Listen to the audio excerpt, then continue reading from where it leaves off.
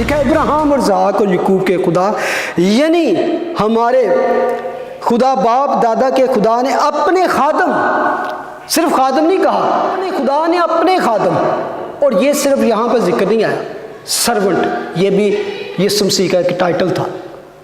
Name servant is the also title. Term servant जो है, जो सर्वेंट है, Jesus is not a servant like we are servant, bond servant. जो यीशु के लिए यूनिक टर्म यूज की गई है सर्वेंट की, खादम की, जैसे एक कह सकते हैं कि एम्बेसडर एक मुल्क से दूसरे मुल्क में जाके किसको रिप्रेजेंट करता है? अपने मालिक को रिप्रेजेंट करता है, उसकी नुमाइंदगी करता है अपने मालिक की। That is the term use for Jesus के लिए, खादम की, कि he is the servant, he came from his God, इस मालिक की तरफ से आया। और खुदावंद ने खुद बार बार कहा, इस बात का जिक्र किया कि वो खुदा का खादम है, वो उसका सर्वेंट है। और यहूदियों के लिए भी ये बात नहीं थी।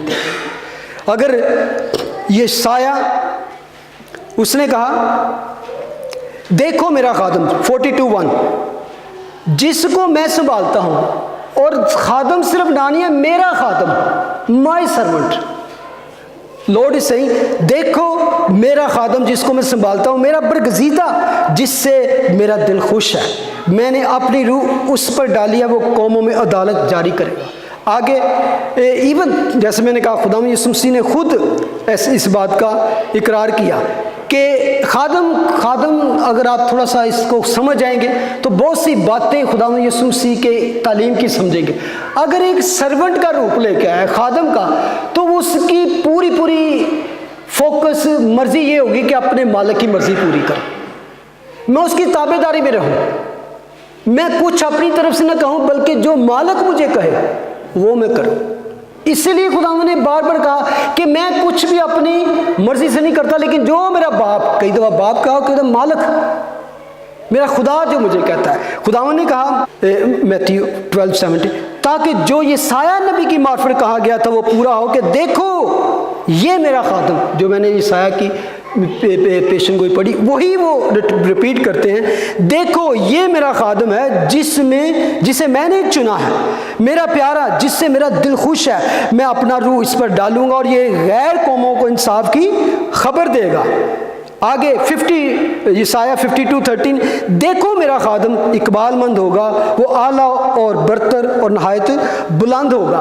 फिर अगर 53 में चले जाएं तो उस खादम की बारे में बहुत कुछ लिखा है। 53 यशायाह 53, उसमें वो आदमी में फकीरो मरदूद, मर्दे गमनाक रंज का आशना, लोग उससे गोया रोपोश थे, उसकी तहकीर की गई, हमने उसकी कुछ कदर न जानी, तो भी उसने हमारी मशक्क़तें उठा ली, हमारे गमों को बर्दाश्त किया, पर हमने उसे खुदा का मारा कूटा और सताया हुआ समझा, हालांकि वो हमारी खताओं के सबब से घायल किया गया, हमारी बदकिरदारी के बायस कुचला गया, हमारी सलामती के लिए उस पर सियासत हुई, ताकि उसके मारखाने से हम शिफा पाएं। जो कुछ ये खादम बना, तकलीफ़ें सही, बदकारी सही, कोड़े का, ये किन के लिए? आपके लिए और मेरे के लिए, इस जहान के। वो खादम का ये काम था।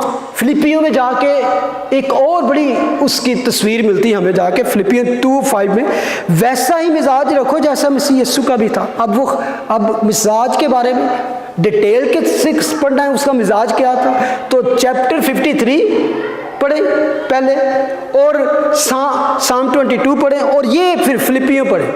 कैसा मिजाज था उसका कि उसने गर्चे खुदा की सूरत पर था, खुदा के बराबर होने को कब्जा में रखने की चीज ना समझा, बल्कि अपने आप को खाली कर दिया। He was God, लेकिन वो खुदायत, वो जो इलाही ज़ात थी, उसने जब इंसान बन के आना था तो उसको कब्जा में रखने की चीज़ ना समझा। लिखा है, और खादम की सूरत इख्तियार की और इंसानों के मुशाबा हो गया और इंसानी शक्ल में जाहिर होकर अपने आप को पस्त कर दिया, यहाँ तक फर्माबरदार रहा कि मौत, बल्कि सलीबी मौत गवारा की। फर्मा बरदारी। खादम का मतलब क्या है? फर्मा बरदारी। सर्वेंट का मतलब क्या है? फर्मा बरदारी, ओबीडियंट। तो जब वो सर्वेंट बन के आया तो लोग कहते हैं कि उसने ये क्यों किया, उसने ये क्यों किया, ही वाज सर्वेंट। तो सर्वेंट क्या करता है? सिर्फ मालिक की मर्जी को पूरा करता है। तो मालिक की मर्जी को पूरा करता है। खुदावंद ने कहा, क्योंकि मैं आसमान से इसलिए नहीं उतरा कि अपनी मर्जी के मुताबिक अमल करूं, बल्कि इसलिए कि अपने भेजने वाले की मर्जी के मुताबिक अमल करूं। जॉन 6:38। एक जगह खुदावंद कहते हैं यूहन्ना 7:16 में, यीशु ने जवाब में उनसे कहा, मेरी तालीम मेरी नहीं बल्कि मेरे भेजने वाले की है। 8:28 में कहते हैं, बस यीशु ने कहा, जब तुम इब्ने आदम को ऊंचे पर चढ़ाओगे तो जानोगे कि मैं वही हूं और अपनी तरफ से कुछ नहीं करता, बल्कि जिस तरह बाप ने मुझे सिखाया है उसी तरह ये बातें कहता हूं। एक जगह पे खुदावंद कहते हैं, चुनाचे इब्ने आदम इसलिए नहीं आया कि खिदमत ले बल्कि इसलिए कि खिदमत करे। Jesus did not came to be served but to serve. अपने लिए उसने नहीं कहा कि मेरी खिदमत करो, उसको जरूरत नहीं थी। उसके लिए हजारों करोड़ों फरिश्ते ही बहुत थे उसकी खिदमत करने के लिए। वो खिदमत करने के लिए आया, और ना सिर्फ खिदमत करने के लिए आया बल्कि अपनी जान पत्थरों के बदले में फिदिया, रैंसम। और amazing chapter, wonderful chapter about a servant, जिसको प्रैक्टिकली हम देखते हैं जॉन चैप्टर 13 के बारे में लिखा है।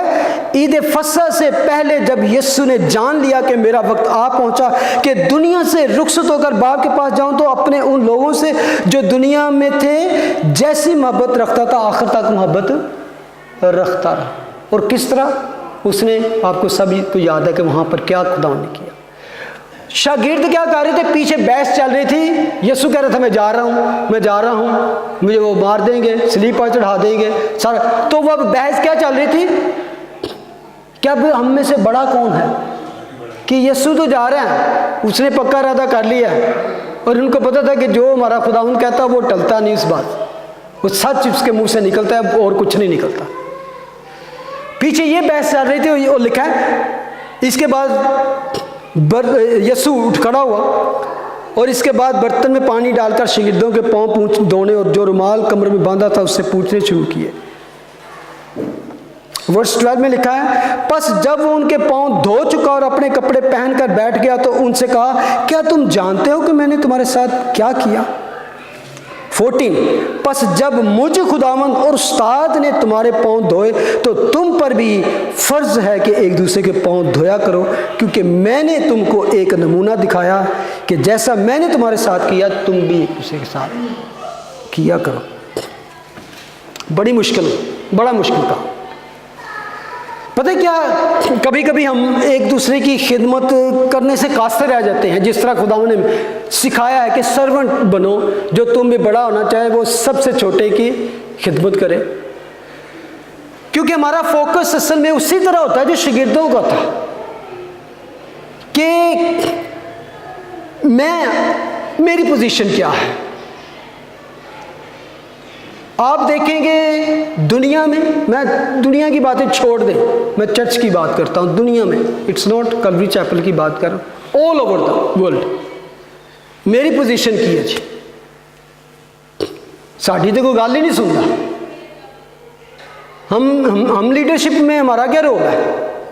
यानी कि असल में ये चीज़ हमें उस नीचे खिदमत करने से रोकती है जब हम अपने आप को किसी पोजीशन में देखना चाहते हैं। अक्सर हमारी शिकायत ये होती है। खादिम की शिकायत क्या होती है? Servant can not complain. मैंने अपने आप से सीखी, मैं कई दफ़ा ऐसी मैंने शिकायतें किया, लेकिन if I am the servant of the servant जो खुदा का, तो क्या मेरी क्या क्या होनी चाहिए? एक जिम्मेदारी, दूसरी बात, लेकिन मेरी नेचर जो है, मेरी आदतों में ये चीज़ क्यों नहीं रच बस जाती?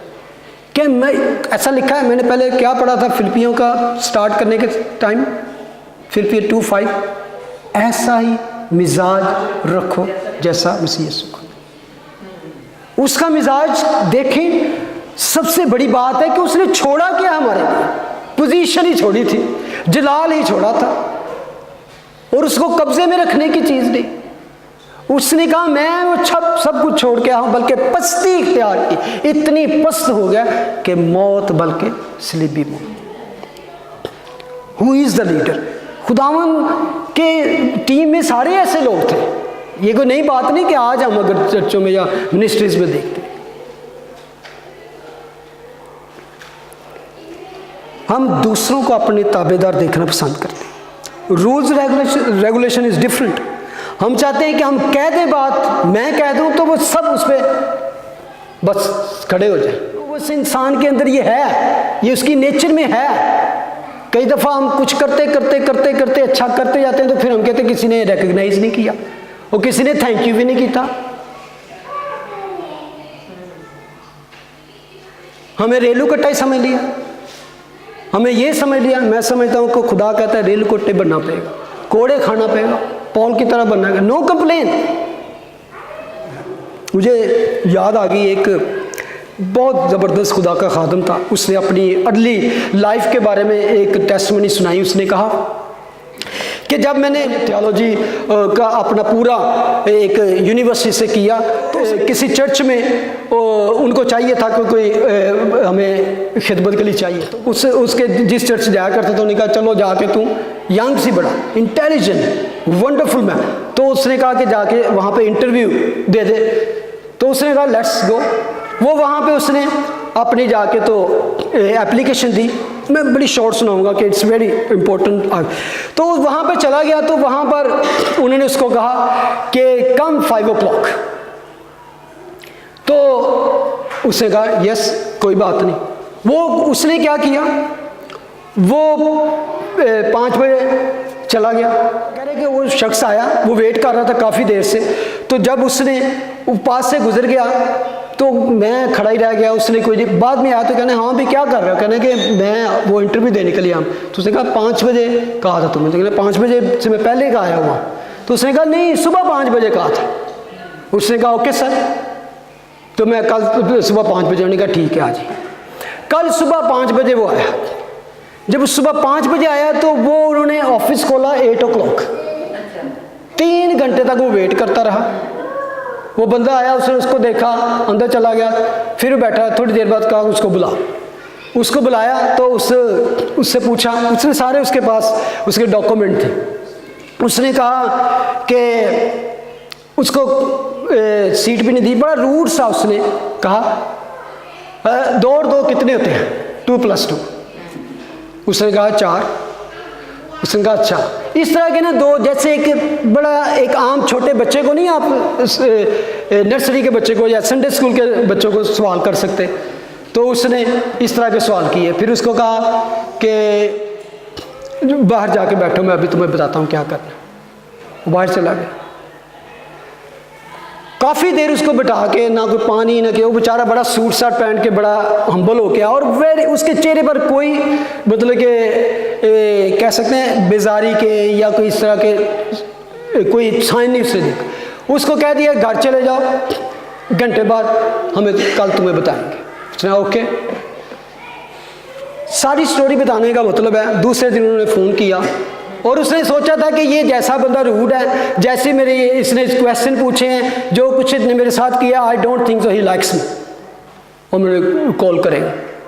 दूसरे दिन उसने कॉल किया तो उसने कहा कि हम तुम्हें संडे स्कूल के बच्चों के लिए अपॉइंट करते हैं, और वो फ्रेशली यूनिवर्सिटी से मतलब कि थियोलॉजी का करके आया, तो उसके पास बड़ा अच्छा।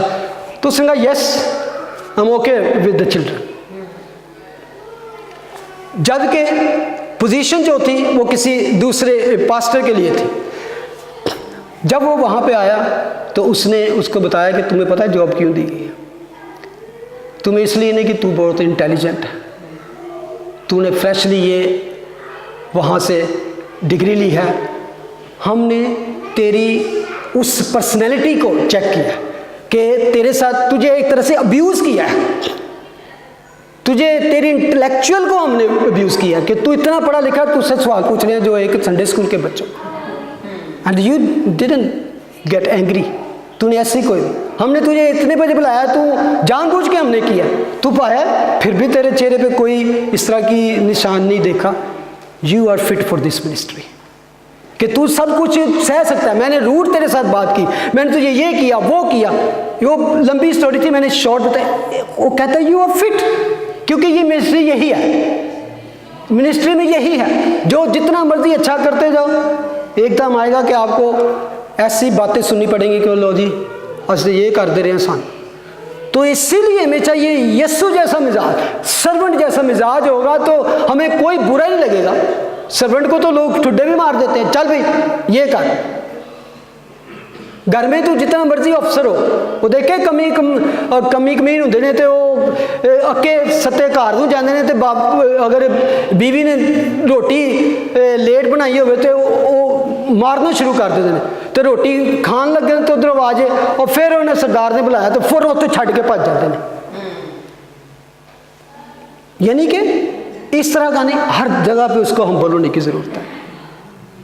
तो खुदा उनका कलाम हमें सिखाता है कि मेरे जैसे मिजाज मांगो, सर्वेंट जैसा मिजाज मांगो। Ask Lord give me that mind of Christ.